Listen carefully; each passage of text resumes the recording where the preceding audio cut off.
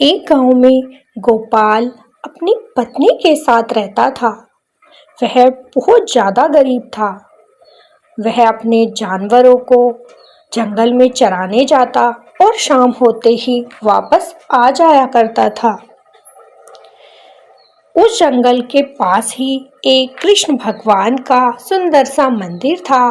तो वह जब भी जंगल जाता, कृष्ण भगवान के मंदिर में माथा टेकता और उनसे ढेर सारी बातें किया करता था।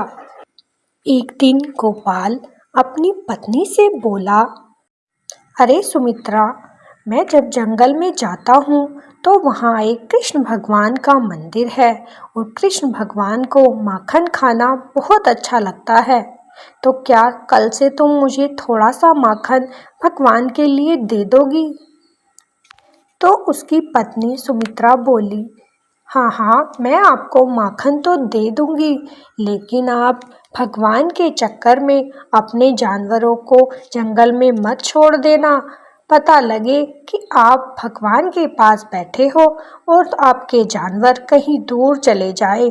इस बात का ध्यान रखना। गोपाल ने हंसकर कहा, नहीं नहीं भाग्यवान, ऐसा कुछ ना होगा। अब तुम मुझे थोड़ा सा माखन दे देना। अगले दिन सुबह ही उसकी पत्नी ने थोड़ा सा माखन गोपाल को दे दिया।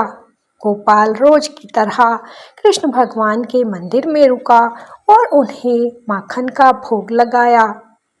जब वह लौटकर आ रहा था तो उसने देखा कि कृष्ण भगवान को जो उसने माखन भोग लगाया था, वह मटकी बिल्कुल खाली थी।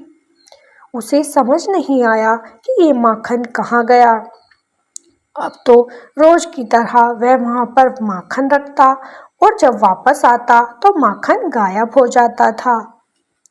एक दिन वह कृष्ण भगवान की मूर्ति से बोला कि हे प्रभु, अगर आप सच में मेरा दिया हुआ भोग ग्रहण करते हो तो मुझे दर्शन दो भगवान, मुझे दर्शन दो।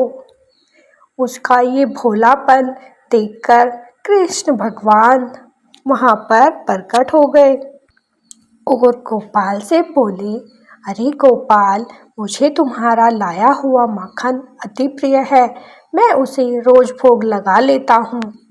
ये बात सुनकर गोपाल बड़ा प्रसन्न हुआ, लेकिन उसे एक चिंता सताने लगी। वह बोला कि भगवान, जब आप सारा दिन यहाँ पर खड़े रहते हो तो क्या आप थकते नहीं हो? ये बात सुनकर कृष्ण भगवान हंसने लगे और बोले, नहीं नहीं गोपाल, मैं नहीं थकता हूँ क्योंकि मैं भगवान हूँ। लेकिन गोपाल कहने लगा, हे प्रभु, ऐसा कैसे हो सकता है? आप भी तो थक जाते होंगे, आपको भी तो आराम की आवश्यकता होगी। लेकिन कृष्ण भगवान बोले कि मुझे पूरी सृष्टि का ध्यान रखना होता है गोपाल। तुम्हारे जैसे ही यहाँ पर मेरे न जाने कितने भक्त हैं, मुझे सबकी पुकार सुननी होती है। अगर मैं आराम करूँगा तो उनकी कैसे सुन पाऊँगा? गोपाल ने कहा, मुझे कुछ भी बात समझ नहीं आई प्रभु, मुझे समझाइए। तब कृष्ण भगवान बोले कि तुम इस पेड़ के पीछे थोड़ी देर के लिए छिप जाना और जब मेरे और भक्तगण आएंगे तो तुम्हें कुछ भी नहीं बोलना है, सिर्फ देखते ही रहना है। ये बात सुनकर गोपाल ने कृष्ण भगवान को वचन दे दिया और वह एक पेड़ के पीछे जाकर छिप गया।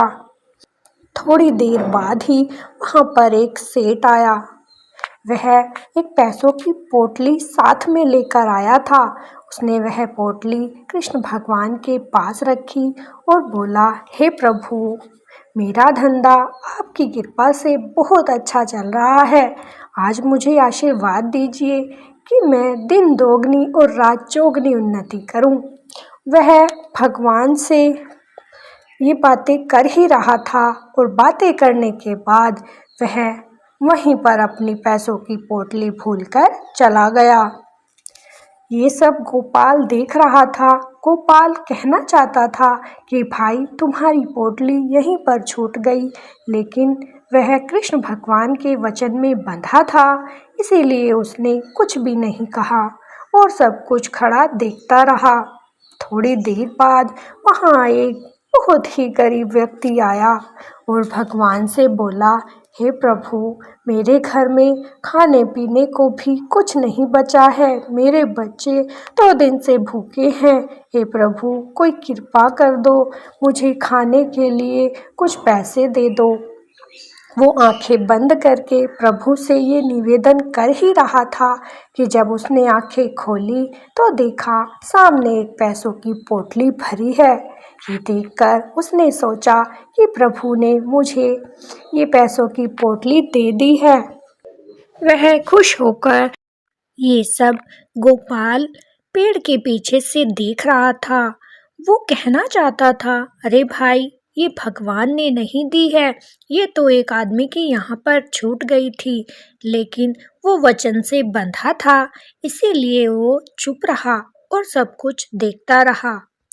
उसके जाने के बाद वहाँ पर एक सपेरा आ गया और वह प्रभु से विनती करने लगा कि हे प्रभु, मैं अपने परिवार में अकेला ही कमाने वाला हूँ। मेरे ऊपर बहुत लोगों की जिम्मेदारियाँ हैं। मैं सांप पकड़ता हूँ और लोगों की जान बचाता हूँ। आप मुझे आशीर्वाद दीजिए कि मैं कभी भी किसी परेशानी में ना आऊँ। मेरी सारी परेशानी दूर कर देना भगवान। मेरी सारी परेशानी आप ही को मिटानी है। ये सारी बातें वह सपेरा भगवान से बोल ही रहा था कि तभी वहाँ पर वह धनवान व्यक्ति कुछ सिपाहियों के साथ आ गया और उस सपेरे पर अपने पैसों का इल्ज़ाम लगाने लगा कि इसी ने मेरे पैसों की पोटली उठाई है। वो मना करता रहा कि मैंने ऐसा कुछ नहीं किया भाई, मैं तो थोड़ी देर पहले ही यहाँ पर आया था। लेकिन उस व्यक्ति ने सपेरे की एक बात नहीं मानी और उसे सिपाही पकड़कर ले जाने लगे। तभी गोपाल को ये सब मंजूर नहीं हुआ और उसने भगवान का वचन तोड़ दिया और वहाँ आकर बोला, अरे नहीं नहीं भाई, इसने तुम्हारी पैसों की पोटली नहीं चुराई है। वो तो अभी एक गरीब व्यक्ति यहाँ से गया है, वही वो पैसों की पोटली साथ में ले गया। वो ज़्यादा दूर नहीं गया होगा, अभी थोड़ी दूर पर ही पहुँचा होगा।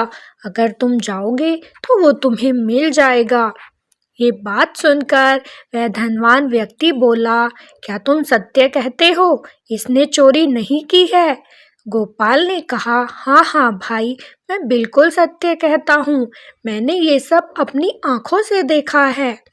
तब उस धनवान व्यक्ति ने उस सपेरे को छोड़ दिया और उसके सिपाही उस गरीब व्यक्ति को पकड़ लाए, उससे पैसों की पोटली ले ली और उसे बंदी गृह में डलवा दिया। अब थोड़ी देर बाद गोपाल बोला कि हे प्रभु, अब सब यहाँ से जा चुके हैं, तो आप मुझे दर्शन दे सकते हो। तभी वहाँ पर कृष्ण भगवान प्रकट हुए और बोले कि गोपाल, ये तुमने क्या कर दिया? गोपाल बड़ा चकित था कि मैंने ऐसा कौन सा अपराध कर दिया जो भगवान मुझे बोल रहे हैं। गोपाल ने कहा, हे प्रभु, मैंने तो सब कुछ ठीक ही किया है। मैंने उस धनवान व्यक्ति के पैसे बचाए हैं और आप कहते हो कि मैंने ये क्या कर दिया? तब भगवान बोले कि अरे गोपाल, तुम नहीं जानते, तुम्हारी वजह से आज एक व्यक्ति की मृत्यु हो गई है और तुम उसकी मृत्यु का कारण बन चुके हो। ये बात जब गोपाल ने सुनी तो वो बहुत दुखी हुआ और बोला, हे प्रभु, मैं कुछ नहीं समझा, मुझे समझाइए। तब कृष्ण भगवान बोले कि गोपाल, जो धनवान व्यक्ति यहाँ पर पोटली छोड़कर गया था और वो गरीब व्यक्ति उसे ले गया था, तो उस गरीब व्यक्ति के घर में खाने पीने को कुछ भी नहीं था। अगर वो व्यक्ति उस पोटली को अपने घर ले जाता तो उसके परिवार वाले आज अच्छा भोजन कर पाते और शायद उनका जीवन पहले से बेहतर हो जाता। लेकिन तुमने उसे सिपाहियों से पकड़वा दिया और वह बेचारा जेल में चला गया। और इस सपेरे को जिसे तुमने छुड़वाया है वो भी तुमने बहुत गलत कर दिया, क्योंकि अगर इस सपेरे को पुलिस पकड़ कर ले जाती तो वो बंदीगृह में कुछ दिन के लिए रहता और वह सांप पकड़ने नहीं जाता। आज वह सांप पकड़ने चला गया और उस सांप ने उस सपेरे को डस लिया, जिससे उसकी मृत्यु हो गई। ये सब सुनकर गोपाल बोला, लेकिन मैंने उस सेठ के तो पैसे बचाए हैं ना भगवान। तब कृष्ण भगवान ने कहा कि तुमने उस सेठ के पैसे तो बचाए हैं, लेकिन वो सेठ इतना ज़्यादा धनवान था कि अगर उसकी वो पैसों की पोटली नहीं भी मिलती तो उस पे कोई फर्क नहीं पड़ता और इन दोनों की जिंदगी संवर जाती।